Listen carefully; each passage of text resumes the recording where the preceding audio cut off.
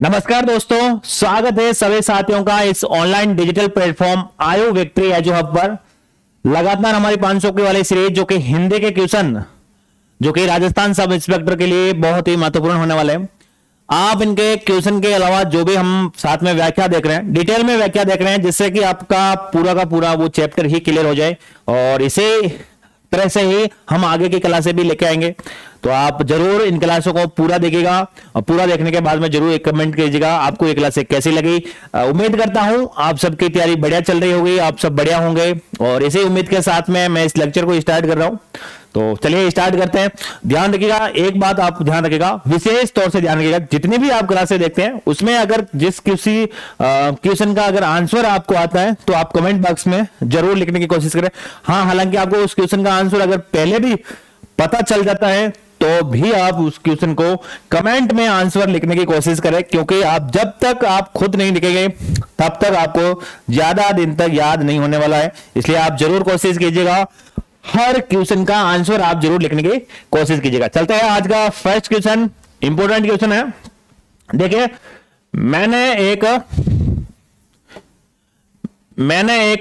मैंने लड़के को पुस्तक पढ़ाई, उक्त वाक्य में प्रयोग क्रिया का भेद है। अब पूछ रहा है कि मैंने एक लड़के को पुस्तक पढ़ाई, अब इसके अंदर क्रिया का कौन सा भेद है, तो ये आपको बताना होगा कौन सा भेद है। ठीक है ना,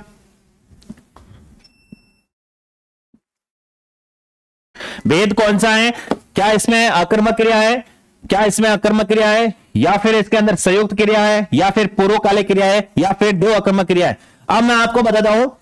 देखिए, क्रिया जो क्रिया होती है उसके मुख्य रूप से दो भेद है भैया।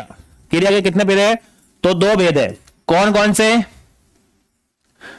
से? एक तो होती है सकर्मक क्रिया। ध्यान रखना, यहां से प्रश्न आता है और हर बार ये ऐसा टॉपिक है जो उसके 2 से 3 क्वेश्चन मिलते हैं आपको सब इंस्पेक्टर वाली। ठीक है ना, उसके अलावा जहां हिंदी का सिलेबस है उसमें भी ये वाला प्रश्न इसी टॉपिक से पूछा भी जाता है। तो आपको ये यहां पर ही क्लियर कर दे ताकि आपका आगे कभी गलत ना हो। दूसरा है आकर्मक। ठीक है, अब देखिए, सकर्मक क्रिया के भी दो भेद है।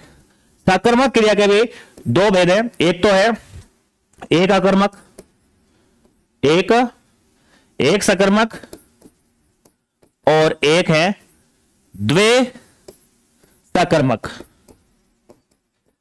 ठीक है ना, यह आपको पता होना चाहिए। दो भेद है। ठीक है, तो एक तो यह हो गया और एक यह हो गया। लेकिन आकर्मक क्रिया के भी 3 भेद है, यह भी आपको पता होना चाहिए। आकर्मक क्रिया के भी कितने भेद हैं? तो 3 भेद है। तो देखिए, एक तो हो गया तक पूर्ण। ठीक है ना, स्थित्य का पूर्ण आकर्मक क्रिया, आगे आप ये आकर्मक जोड़ देना। ठीक है ना, दूसरा है एक स्थित्य हो गया, एक गथितार्थक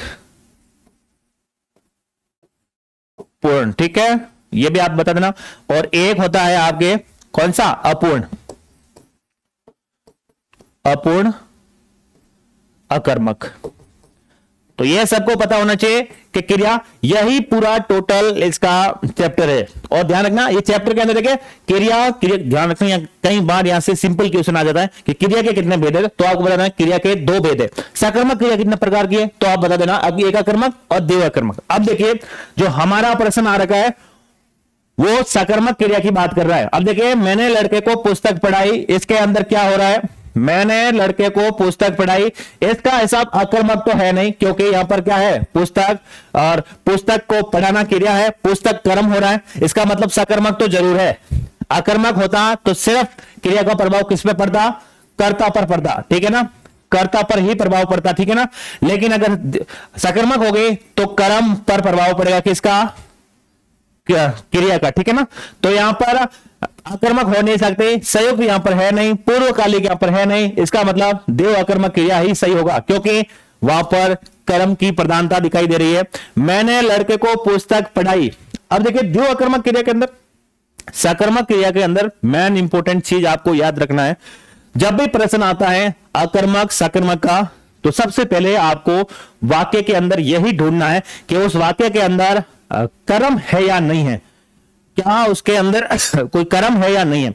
अगर कर्म मिल जाता है तो सीधा सी बात है, तो फिर वो सकर्मक क्रिया होगी। और सकर्मक क्रिया जब कर्म का पता चल जाए तो फिर बाद में आपको देखना होगा उसके अंदर कर्म एक है या फिर दो है। तो देखिए यहां पर लड़का, एक तो लड़का है और एक पुस्तक, यहां पर दो कर्म मिल रहे हैं, एक तो प्राणीवाचक है और एक अप्राणीवाचक है। और यही देखिए, अब देखिए जब एक अकर्मक के अंदर क्या होता है, एक अकर्मक के अंदर आपके क्या होता है, सिर्फ एक कर्म होता है, ठीक है ना, एक कर्म होता है, एक कर्म होता है। लेकिन दो अकर्मक के अंदर क्या होता है, दो अकर्मक के अंदर दो कर्म होते हैं भैया, दो कर्म होते हैं। और दो कर्म कौन कौन से होते हैं, एक तो आपके प्राणीवाचक होता है, प्राणीवाचक यानी कोई मनुष्य वगैरह नाम होने वाला है वो, ठीक है ना, प्राणी होगा। और एक होता है अप्राणीवाचक। ध्यान रखना, यहां से सीधा प्रश्न आता है, आप ध्यान से देख लेना।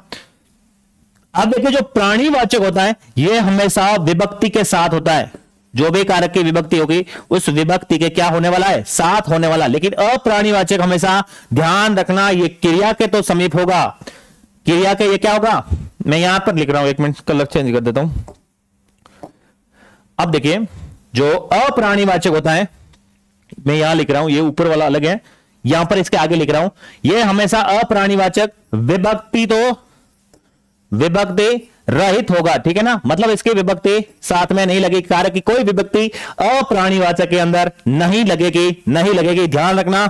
उसके अलावा क्या होगा यहां पर, यह हमेशा क्रिया के नजदीक होगा भाई, जो भी वाक्य के अंदर क्रिया होगी उस क्रिया के नजदीक होने वाला है, नजदीक। और एक सबसे इंपॉर्टेंट, यह मुख्य क्रम होगा भाई, यह मुख्य क्रम होगा, ठीक है, जबकि यह क्या होने वाला है, गौण क्रम होने वाला है, ठीक है। तो यहां तक सबको समझ में आना चाहिए। अब देखिए इसके अंदर क्या है, अब देखिए लड़का है वो, लड़के लेकर का ना, तो ये लड़का है वो प्राणीवाचक क्रम है भैया, प्राणीवाचक, ठीक है, प्राणीवाचक। ये खुद कह रहा है यह विभक्ति सहित होगा भाई, विभक्ति सहित, विभक्ति सहित होगा, विभक्ति सहित मतलब विभक्ति लगी हुई होगी इसके साथ में। तो देख लीजिएगा, ये देखिए को लगी हुई है, कर्ता ने कर्म को लगा हुआ है। अगला बोल रहा है अप्राणीवाचक, ये रहा अप्राणीवाचक, पुस्तक अप्राणीवाचक है, लिखा जा रहा, और पढ़ना क्रिया है भाई, क्रिया है, ठीक है ना। और ये कौन सा हो गया, ये अप्राणीवाचक हो गया, अप्राणीवाचक हो गया। ये लाइनें डायरेक्टली आते हैं और ऐसे ही लिखा जाता है कि अप्राणीवाचक क्रिया के नजदीक होता है, अप्राणीवाचक विभक्ति रहित होता है, या फिर प्राणीवाचक जो कि विभक्ति सही होता है। तो ये कथन सही है, ठीक है ना। तो आप देख लीजिएगा।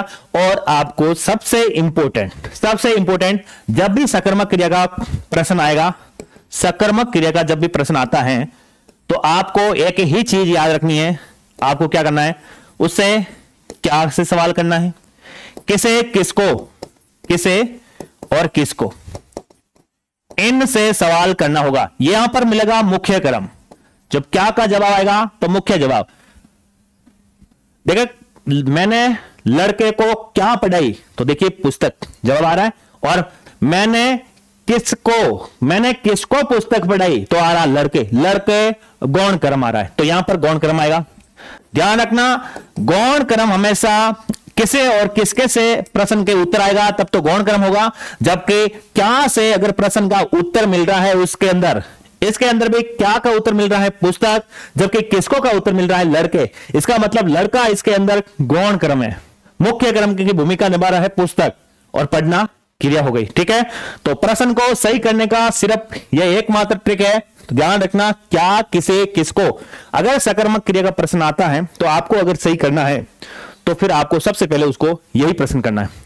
सबसे इंपॉर्टेंट चीज तो आपको सबसे पहले जब भी आपके सामने प्रश्न आएगा तो उस प्रश्न को देखते ही आपको पता लग जाएगा कि इसके अंदर कर्म है, कर्ता है या फिर क्रिया है, कितने कर्म है, ये सब आपको पता होना चाहिए। अब जैसे इस वाक्य को देखते हैं तो एक लड़का लिखा हुआ है, एक पुस्तक लिखा हुआ है, एक पढ़ना क्रिया है, तो तीनों से हमें पता चल सकता है कि यहां पर दो कर्म है और एक क्रिया है। और दो क्रम में भी एक तो प्राणीवाचक है, लड़का प्राणी हो गया ना, पुस्तक अप्राणीवाचक है, तो ध्यान रखना।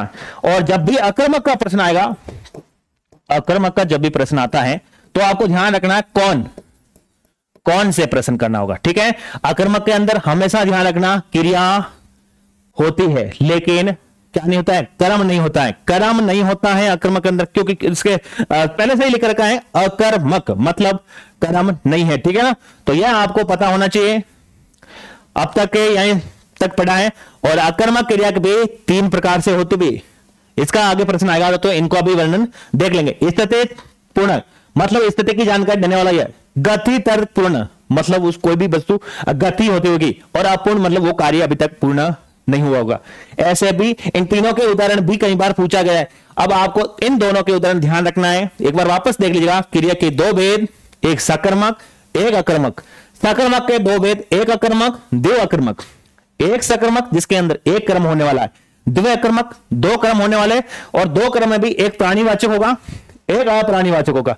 प्राणीवाचक हमेशा ध्यान रखना विभक्ति के साथ होगा, उसके अलावा ये विभक्ति सहित होगा, और अप्राणीवाचक मुख्य क्रम की भूमिका निभाएगा, जबकि प्राणीवाचक गौण क्रम की भूमिका निभाएगा। अप्राणीवाचक विभक्ति रहित होगा, मतलब विभक्ति साथ में नहीं आएगी। विभक्ति मतलब कारक की कोई भी विभक्ति इनके साथ में, अप्राणीवाचक के साथ में नहीं आएगी। और क्रिया के हमेशा क्या होगा? नजदीक होगा। यह था भाई पूरा टॉपिक। अब आपको मेरे हिसाब से लगता है कि आपको समझ में आ गया होगा। और सबसे इंपॉर्टेंट, सकर्मक क्रिया का प्रश्न को आपको पहचानना होगा, तो फिर क्या किसे किसको से प्रश्न करना होगा। अगर आपको उसके अंदर क्या का जवाब मिल जाता है तो फिर वो मुख्य क्रम होगा, लेकिन किसे किसको का जवाब मिलता है तो वो गौण क्रम होगा। कई बार प्रश्न ऐसे भी आ जाता है कि आपको इस वाक्य के अंदर बताइए कौन सा गौण क्रम है, तो आपको इनसे आपको पता चल जाएगा। और अकर्मक का प्रश्न आएगा तो आपको कौन से प्रश्न करना है। अगर कौन का जवाब मिल जाता है तो वहां पर कौन सा होगा? अकर्मक क्रिया होने वाली है। चलिए नेक्स्ट क्वेश्चन पर। बढ़िया से समझ में आ रहा होगा ना? उम्मीद तो ऐसे ही करता हूं कि आप सबको बढ़िया ढंग से समझ में आ रहा होगा। अगला देखिए वाक्य है, संयुक्त वाक्य का उदाहरण है ए ऑप्शन, उन्होंने जो कुछ दिया उसी से मुझे परम संतोष है। वो ऐसी बातें कहता है जिनसे सबको बुरा लगता है। या फिर मैं आगे बढ़ गया और वो पीछे रह गया। वहां जो कुछ हुआ देखने के योग्य था मैंने सब देख लिया। अब देखिए, कल ही तो वाक्य बताए थे मैंने, कल वाले टॉपिक के अंदर बताए थे कि वाक्य कितने प्रकार के होते हैं। ध्यान रखना, वाक्य हमेशा 3 प्रकार है। वाक्य की रचना के आधार पर ध्यान रखना, ये रचना के आधार पर वाक्य कितने प्रकार है। तो रचना के आधार पर वाक्य के 3 भेद है। कौन कौन से? तो देखिए इनके 3 भेद है। याद देखिए, एक तो होता है सरल वाक्य। मैं बार बार बता रहा हूं क्योंकि यहां से प्रश्न फिक्स है। टॉपिक छोटा होता है और प्रश्न भी 2-3 टपकी जाते हैं। इसका मतलब हमें ऐसा पढ़ना है इसको कि यहां से जो भी प्रश्न आए हमें फट से पकड़ में आ जाए और अपना सवाल गलत नहीं होना चाहिए। ठीक है, अब देखिए एक तो सरल वाक्य होता है और एक होता है आपके संयुक्त वाक्य। ठीक है, और एक होता है आपके मिश्र वाक्य। ठीक है ना, मिश्र वाक्य। अब देखिए संयुक्त वाक्य तो ठीक है, मिश्र वाक्य के अंदर भी 3 उपवाक्य और होते हैं। अब मिश्र वाक्य के अंदर एक होता है संज्ञा उपवाक्य और एक यहां पर होता है कौन सा? विशेषण उपवाक्य। विशेषण उपवाक्य और एक होता है क्रिया विशेषण उपवाक्य। क्रिया विशेषण उपवाक्य। अब देखिए सरल वाक्य के अंदर क्या होगा? एक उद्देश्य एक विधेय होगा। एक उद्देश्य होगा और एक ही विधेय होगा।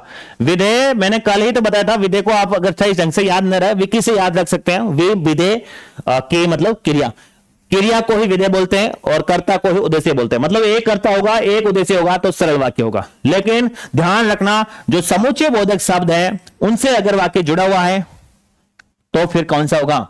तो आपके संयुक्त वाक्य होगा। जैसे इसके अंदर आपको मिलेंगे और मिल सकता है, तथा मिल सकता है, किंतु मिल सकता है, परंतु मिल सकता है, ताकि मिल सकता है, इसलिए मिल सकता है, या मिल सकता है। बहुत सारे अभी जितने भी समुच्चय वाचक अव्यय हैं उन सब से अगर वाक्य जुड़ा होता है तो संयुक्त वाक्य होगा। मिश्र वाक्य ध्यान रखना, इसके अंदर की से हमेशा शुरू होगा तो फिर संज्ञा। इसमें एक तो मुख्य वाक्य होता है और 3 आगे उपवाक्य। मतलब कोई भी मिश्र वाक्य आएगा तो एक उपवाक्य होगा, उसके आगे 3 में से कोई भी एक वाक्य जुड़ा हुआ होगा। इनका ध्यान रखना, इनको अलग करते हैं तब भी अर्थ निकलता है, लेकिन इनका अलग करने पर अर्थ कम निकलता है, नहीं निकलता। ठीक है, और विशेषण वाले में जो का रूप आने वाला है और इसके अंदर 2 आएंगे जो कि युग्म में आते हैं, जैसे जब तब। ठीक है ना, जिसे जब तब यदि तो ऐसे वाले शब्द आपको देखने को मिलेंगे। अब देखिए प्रश्न में अपने को पूछ रहा है कि संयुक्त वाक्य का उदाहरण कौन सा, और ये रहा अपना संयुक्त। देख लीजिएगा ऐसे ही शब्द मिलने वाले हैं। अब देखिए पहले वाक्य के अंदर उन्होंने जो कुछ दिया उसी से मुझे परम संतोष है। नहीं भाई ये तो नहीं हो सका। वो ऐसी बातें कहता है जिनसे सबको बुरा लगता है, ये भी नहीं है। लेकिन ये रहा और लगा हुआ है, मैं आगे बढ़ गया और वो पीछे रह गई, मिला और मिला, और आपको यही तो अपना आंसर है भाई। ये देखिए संयुक्त वाक्य के अंदर और, तथा, किंतु, परंतु, ताकि, इसलिए, या कुछ भी आ सकता है भाई। जितने भी समुच्चय वाचक अव्यय हैं वो सब इसके अंदर प्रयोग होते हैं। दो वाक्य आपस में युग्मक, युग्मज या फिर योजक शब्दों से जुड़े हुए होंगे, और यही सबसे बढ़िया ट्रिक है भाई, यही सबसे बढ़िया आप पकड़ने की ट्रिक है। जिससे ये शब्द आपको पता होंगे तो फटाक से आपके आंसर निकल जाएगा। अब देखिए बाकी वाला में तो देखिए जो का रूप लिख रखा है, वहां जो कुछ देखने योग्य था मैंने सब कुछ देख लिया, ऐसा ये तो है, मिल नहीं रहा है। अब देखिए उन्होंने जो, ये देख जो का आ गया जो कि इसके अंदर आता है, ये वो इस वाला, और वो ऐसी बातें कहता है जिनसे, ये भी जो का रूप है, तो ये नहीं मिलेगा भाई। वहां देखिए वहां जो कुछ देखने योग्य था मैंने सब देख लिया, ये वहां जहां वो वाले, वहां जहां जो जोड़े में आते हैं तो इसके अंदर है। तो ठीक है चले आगे। अगला प्रश्न देखिए, व्याकरण की दृष्टि से कौन सा कथन सही नहीं है। ठीक है अगला देखिए, इसका पहला ऑप्शन है सार्थक शब्द समूह को वाक्य कहते हैं। क्या सार्थक शब्द समूह को वाक्य कहते हैं? तो भाई ये तो बात एकदम सही है, सही है, क्योंकि सार्थक शब्द समूह को ही क्या कहा जाता है? वाक्य कहा जाता है। अगला देखिए, वाक्य के दो प्रमुख घटक माने गए हैं, एक तो उद्देश्य और एक विधेय। एकदम सही है, अभी तो बताया था। वाक्य का दो प्रमुख भेद है, एक तो क्रिया और एक क्रिया जिसे क्या कहते हैं हम? विधेय कहते हैं, विधेय कहते हैं। ठीक है, और एक होता है आपके कौन सा? उद्देश्य, जिसे हम क्या कहते हैं? जिसे हम कहते हैं कर्ता। ठीक है, तो ये दोनों प्रमुख घटक हैं एक वाक्य के अंदर। हाँ, इसका विस्तार से भी हो सकता है, विस्तार से उद्देश्य हो सकता है, विस्तार से कर्ता ये उद्देश्य हो सकता है, ये बात अलग है भाई। ठीक है, लेकिन दोनों होते हैं भाई। ठीक है, अब देखिए किसी भी वाक्य में कर्ता और कर्म का होना आवश्यक होता है, यह बात जरूरी नहीं भाई। किसी भी वाक्य के अंदर कर्ता और कर्म दोनों होना साथ में कोई जरूरी नहीं है। वाक्य बिना कर्ता या फिर बिना कर्म के भी हो सकता है, दोनों साथ में होना जरूरी नहीं। अब आपने देखिए अकर्मक का जब वाक्य आता है, अकर्मक आता है तो उसके अंदर कर्म होता ही नहीं है, फिर भी कर्ता होता है। कई बार कर्ता भी सामने नहीं दे रखा होता है, वो छिपा होता है उस वाक्य के अंदर, फिर भी वो वाक्य होता है। तो मतलब यही बात गलत है। ये बोल रहा है कर्ता और कर्म का होना आवश्यक है, जबकि ऐसा कुछ भी नहीं है। ठीक है, अगर देखिए किसी वाक्य में उद्देश्य, किसी वाक्य के अंदर उद्देश्य के विषय में जो कुछ बताया जाता है उसे विधेय कहा जाता है। एकदम तो सही है, उद्देश्य मतलब कर्ता, किसी वाक्य के अंदर कर्ता के विषय में जो कुछ बताया जाता है उसे क्रिया कहते हैं, यही तो बोल रहा है, और यह बात एकदम सही है। तो तीनों ही कथन सही है। वापस से देख लीजिएगा, सार्थक शब्द समूह को वाक्य कहते हैं, एकदम सही है। वाक्य के प्रमुख दो घटक हैं, एक उद्देश्य एक विधेय, विधेय यानी कि क्रिया, उद्देश्य यानी कि कर्ता, एकदम सही है। लेकिन किसी भी वाक्य के अंदर कर्ता और कर्म दोनों साथ में हो, यह कतई जरूरत नहीं है, क्योंकि बिना कर्म के भी वाक्य होता है, वो आपको पता होगा। अकर्मक क्रिया के अंदर वाक्य होता है, और कई बार कर्ता भी अंडरस्टूड होता है, यानी कि कर्ता भी आपको कई बार उस वाक्य के अंदर नहीं देखने को मिलता, फिर भी वाक्य होता है। किसी भी वाक्य में उद्देश्य यानी कि किसी भी वाक्य के अंदर कर्ता के बारे में जो भी बातें बताई गई है और उनके बारे में कुछ भी बताया गया, और वो क्या विषय में जो कुछ बताया जाता है उसे विधेय कहते हैं। तो ये बात भी आपको एकदम सही है। किसी वाक्य में उद्देश्य के विषय में जो कुछ बताया जाता है उसे विधेय कहते हैं, क्रिया कहते हैं, एकदम सही है। चलें अगले क्वेश्चन पर। देखिए इनमें से विलोम शब्द योग में नहीं है। स्थावर जंगम, एकदम सही है। स्थावर का जंगम विलोम शब्द होता है। मुख का वाचाल विलोम शब्द है, सही, ठीक है ना। मुख का वाचाल होता है, स्थावर का जंगम होता है, और व्यष्टि का समष्टि होता है, ठीक है ना। व्यष्टि का समष्टि होता है। अब देखिए हार का क्या होगा? हार का जीत होता वे, ये आपको ध्यान रखना, ये मतलब ये गलत है भाई, हार का प्रयास नहीं होता, हार का जीत होता भाई, ये आपको पता होना चाहिए। अब देखिए कुछ और दे रखे हैं, कुछ और दे रखे हैं यहां पर। मौके का लिखित होता है, निरपेक्ष का सापेक्ष होता है, निराहार का आहार होता है, निरपेक्ष का सापेक्ष होता है। देखिए ऊपर लिख रखा था और डबल आ गया। निरपेक्ष का सापेक्ष होता है और प्रत्यक्ष का परोक्ष या अप्रत्यक्ष होता है। तो यह आपको पता होना चाहिए। स्थावर, जंगम, मौखिक, लिखित, मूक, वाचाल, व्यष्टि, समष्टि, हार, जीत, निरपेक्ष, सापेक्ष, निराहार, आहार, निरपेक्ष, सापेक्ष, प्रत्यक्ष, परोक्ष या फिर अप्रत्यक्ष, ये आपको पता होना चाहिए। जो भी यहां पर साइड में जितने भी लिखे हुए आ रहे हैं वो सबसे इंपॉर्टेंट है, क्योंकि हमने कहीं ना कहीं पिछले भर्ती परीक्षाओं के अंदर आए हुए क्वेश्चन है। ये जो भी साइड में लिखा हुआ है वो प्रबल संभावना रहती है कि ये भाई वापस आने की संभावना रहती है, इसीलिए हमने ये साथ में ऐड किए। तो आपको पता होना चाहिए भाई। चलते हैं नेक्स्ट क्वेश्चन पर। अगला क्वेश्चन देखिए, इनमें संयुक्त वाक्य कौन सा है? अभी तो बताया था भाई, संयुक्त वाक्य के एकमात्र उदाहरण यही है कि वो वाक्य समुच्चय बोधक शब्दों से जुड़ा हुआ होगा। वो आगे बढ़ गया लेकिन परिवार पीछे रह गया। जब बरसात थमी तब हम लोग बाहर निकले। मैंने सुना है कि आप अच्छे कवि हैं। लाखों लोग का कोरोना से काल कवलियत हो गए। अब देखिए यहां पर लिख रखा है लेकिन, और यहां पर लिख रखा है तब, जब। तो देखिए ये तो हो गया कौन सा? क्रिया विशेषण। क्रिया विशेषण भाई, क्रिया विशेषण के अंदर ही मैंने बताया था कि जब तब आ सकता है, जिसे यदि तो आ सकता है। अब देखिए ये वाला किससे स्टार्ट हुआ? तो संज्ञा उपवाक्य, संज्ञा मिश्र उपवाक्य, ठीक है ना, संज्ञा मिश्र उपवाक्य, ठीक है। तो ये पता होना चाहिए, ये मिश्र वाक्य का भाग है और उसमें भी संज्ञा उपवाक्य का हिस्सा है। और ये हो गया अपना कौन सा? ये लेकिन लगा हुआ है और यही अपना इस प्रश्न का आंसर है, ठीक है ना, यही इस प्रश्न का आंसर है संयुक्त वाक्य, क्योंकि लेकिन लगा हुआ है, किंतु आ सकता है, परंतु आ सकता है, इसलिए आ सकता है। लाखों लोग कोरोना से काल कवलियत हो गए हैं। ये तो भाई किसका बता रहा है? लाखों लोग कोरोना से काल कवलित हो गए, ये इसका उदाहरण नहीं है भाई, सरल वाक्य ही है ना। लाखों लोग कोरोना से काल से कवलित हो गए, ये नहीं है, क्योंकि इसके अंदर न तो हमारे क्रिया विशेषण शब्द आ रहे और न ही इसके अंदर जो वाला रूप आ रहा है कहीं, तो ये तो सरल वाक्य का उदाहरण हो सकता है ना। तो चले आगे देखिए, इनमें से विलोम शब्द योग में नहीं है। अब की बार फिर नहीं है। हर्ष का विषाद होता है, हर्ष का विषाद होता है। सवक्य का परकीय है, एकदम सही है। वेतनिक सवैतनिक दोनों एक ही शब्द है और यही उत्तर है, क्योंकि वेतनिक और सवैतनिक का दोनों का होता है अवेतनिक, ठीक है।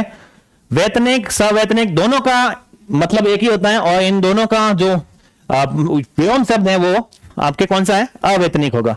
तो ये आपको पता होना चाहिए, क्योंकि ये दोनों अलग लिखा। जड़ और चेतन एकदम सही है, सवक्य परकीय सही है, हर्ष विषाद सही है, हर्ष विषाद सही, सवक्य परकीय सही, जड़ चेतन सही। वेतनिक सवैतनिक का अवैतनिक होगा। देखिए वेतनिक का अवैतनिक, सवैतनिक का भाई अवैतनिक होगा।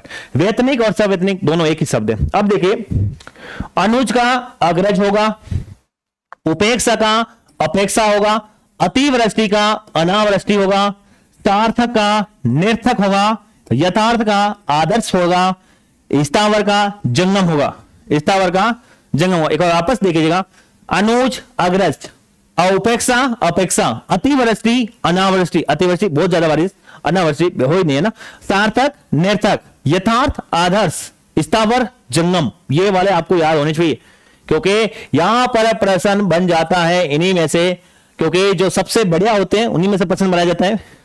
तो देखिए ये सब आए हुए हैं, ठीक है ना, ये तो छपे हुए हैं पिछले कहीं आरएस एग्जाम के अंदर, ठीक है ना, या आरएस एग्जाम के अंदर से उठाया मैंने, पिछले आरएस एग्जाम जितने भी हुए उन एग्जामों के अंदर ये पूछे गए शब्द है। तो ध्यान रखना, अनुज अग्रज, उपेक्षा अपेक्षा, अतिवृष्टि अनावृष्टि, सार्थक निर्थक। अब देखिए, व्याकरण की दृष्टि से गलत कथन है, संज्ञा की विशेषता बताने वाले शब्द विशेषण कहलाते हैं। क्या यह बात सही है? हाँ भाई, एक बार ये एकदम सही है, यह बात एकदम सही है, क्योंकि संज्ञा और सर्वनाम, ध्यान रखना, संज्ञा के अलावा एक और है, संज्ञा और सर्वनाम, संज्ञा और सर्वनाम की विशेषता बताने वाले शब्दों को विशेषण कहा जाता है, यह आपको पता होना चाहिए, ठीक है ना। संज्ञा के स्थान पर प्रयुक्त होने वाले शब्दों को एकदम, दूसरा देखिए, संज्ञा के स्थान पर प्रयुक्त होने वाले शब्दों को सर्वनाम कहा जाता है, यह भी बात सही है, यह भी बात सही है। संज्ञा के स्थान पर जब हम प्रयुक्त करते हैं किसका, सर्वनाम को, तो कुछ संज्ञा के स्थान पर हम प्रयुक्त करते हैं वाले शब्दों को सर्वनाम कहते हैं। बार बार शब्द रिपीट ना हो उसके लिए हम सर्वनाम का प्रयोग करते हैं, ठीक है ना। उसके अलावा देखिए, क्रिया के प्रमुख रूप से दो भेद होते हैं, ठीक है, और ये एक सकर्मक, देवकर्मक, अकर्मक, दोनों अभी पढ़ के आए, कोई दिक्कत नहीं है।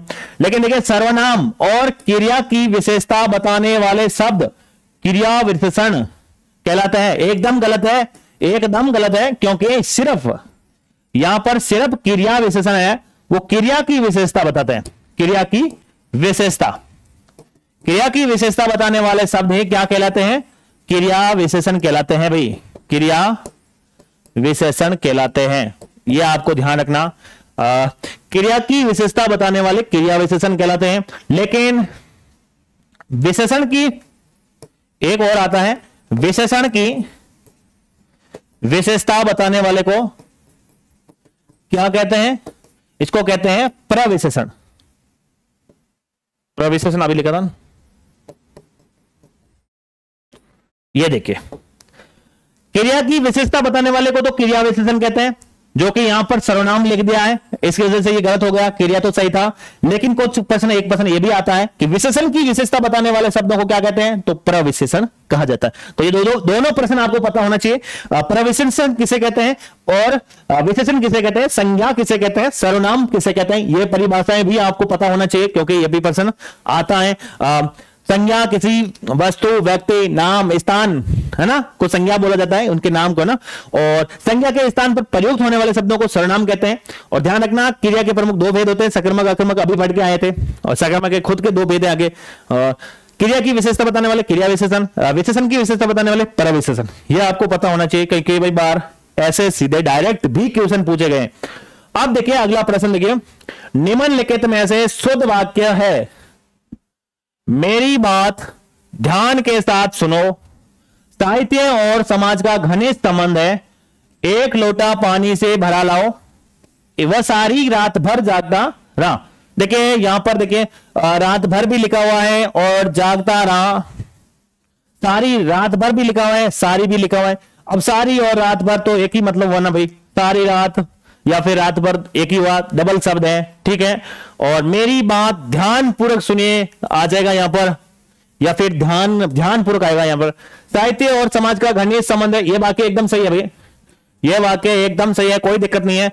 एक लोटा पानी से भरा लाओ, यह आगे पीछे हो रखा है, एक देखिए यहां आगे पीछे हो गया, एक पानी से भरा लोटा लाओ, ऐसे हो सकता है। यह लोटा पहले नहीं आएगा, क्योंकि यहां पर पदक्रम की गलत व्यवस्था रख रखी है, आगे पीछे कर दिया इसको, ठीक है ना, इसी वजह से ये गलत है।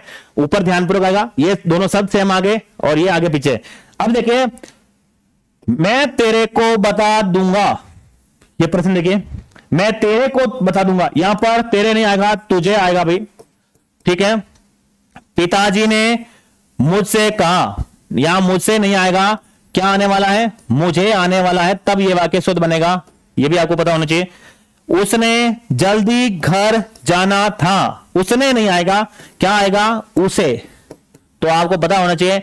ये ऐसे भी शब्द सर्वनाम संबंधी भी गलती आ सकती है, यहां पर सर्वनाम की गलती हो रखी है, या तेरे लिख दिया तुझे आना चाहिए, मुझसे लिख दिया मुझे आना चाहिए, उसने लिख दिया उसे आना चाहिए, तो ऐसी भी गलती पूछी जाती है। और आप बता देना कि यहां पर यह गलती हो रखी है, और ये कौन सी गलती है, सर्वनाम से संबंधित गलतियां। किस विकल्प में सभी शब्द क्या है, अशुद्ध है। देखिए भावनिष्ठ, धातव्य, ये तो शुद्ध है भैया, भावनिष्ठ, धातव्य, यहां पर ये गलत हो गया। अब देखिए यहां पर ये धातव्य भी गलत है और भावनिष्ठ भी गलत है, इसका मतलब ये आंसर एकदम सही है, क्योंकि वो पूछ रहा है सभी शब्द अशुद्ध है, मतलब दोनों ही ऑप्शन में गलत होना चाहिए, वो ही क्या है, अशुद्ध है। मतलब यहां पर एक गलत हो गया था लेकिन एक सही था, ठीक है ना। यहां पर एक सही था, यहां पर यह गलत हुआ और यहां पर यह गलत हुआ, ठीक है। अब यहां पर देखिए दोनों ही गलत हो गए थे और यहां पर सही थे, तो इसका मतलब यहां पर दोनों गलत है, तो तीसरा ऑप्शन होगा। अब देखिए कुछ और शब्द है, आध्यात्म के आगे एक परते लगा देते हैं तो यह आध्यात्मिक बन जाता है, जो कि एकदम शुद्ध शब्द है। ध्यान रखना, जब अध्यात्म के आगे एक परते लगा देना अ का आ हो जाता है, यह भी आपको पता होना चाहिए। आशीर्वाद कई बार पूछा गया शब्द है यह, तो देखिए आशीर्वाद के अंदर यह ऐसे होता है, सी बड़ी आती है और वहां के ऊपर र लगता है आशीर्वाद। उत धन संकलन, उच्च से संकलन होता है, और उत धन स्वान श्वास जो कि उच्छ्वास होता है, तो यह आपको कई बार पढ़ा भी होगा। त और द के बाद में अगर इसका जब योग होता है तब आप क्या करते हो, इन त और द की जगह तो छोटा छ हो जाता है और इसकी जगह क्या हो जाता है, ये छ हो जाता है, ठीक है ना। ये आपने कई बार पढ़ा होगा, हिंदी के अंदर संधि में पढ़ते हैं। और ये कौन सी संधि होगी, व्यंजन संधि होगी, व्यंजन संधि का उदाहरण है, ठीक है ना। ये भी आपको पता होना चाहिए, व्यंजन संधि का उदाहरण है, ये भी आधा हो जाता है, ठीक है। तो देखिए ध्यान रखना, ये आ रखा ना ये, तो अब देखिए यहां पर त और त के बाद में क्या आएगा, ये स वाला स आ रहा है, ये स आ रहा है, तो स का क्या हो रहा है, इस त और द का तो छ आधा हो रहा है और इस स का क्या हो रहा है, अब यहां पर आधा होगा तो वहां पर भी आधा हो जाएगा, लेकिन होता पूरा होता है। अगर ये पूरा होगा तो भी यहां पर पूरा होगा, अगर ये आधा होगा तो यहां पर भी आधा होगा, ठीक है। ये भी ध्यान रखना। तो उत्तर धन समास उच्च वास होता है, ये नियम आपको ध्यान रखना, क्योंकि इनकी जगह दूसरा कुछ लिख देता है तो आपको ये नियम पता होगा, तो ये सीधा डायरेक्टली सही हो जाएगा, ये दोनों ऑप्शन, ठीक है। तो ये ध्यान रखना।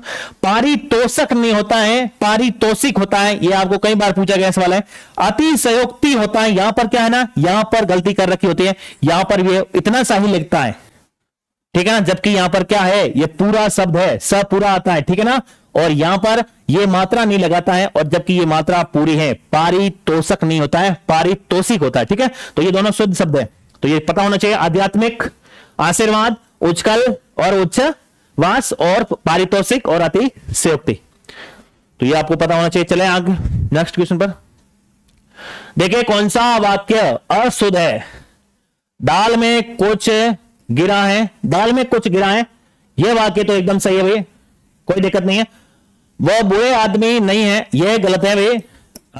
वो ऐसे हो सकता है, वह बुरा आदमी नहीं है, या फिर वो आदमी बुरा नहीं है, बुरा लिखा आएगा यहां पर, ठीक है ना। बुरा नहीं हो सकता, यहां पर बुरा हो सकता भी, ठीक है। ये भी आपको पता होना चाहिए। मैंने स्वयं को कितनी बार समझाया, ये वाक्य सही है, कोई दिक्कत नहीं। मुझे उसका काम अच्छा लगता है, ये भी एकदम सही है। अब देखिए कुछ और वाक्य दे रखे हैं।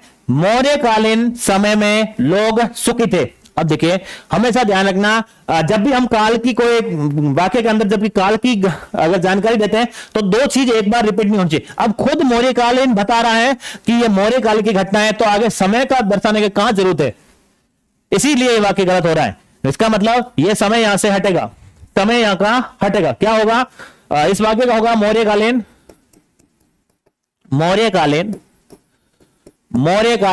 में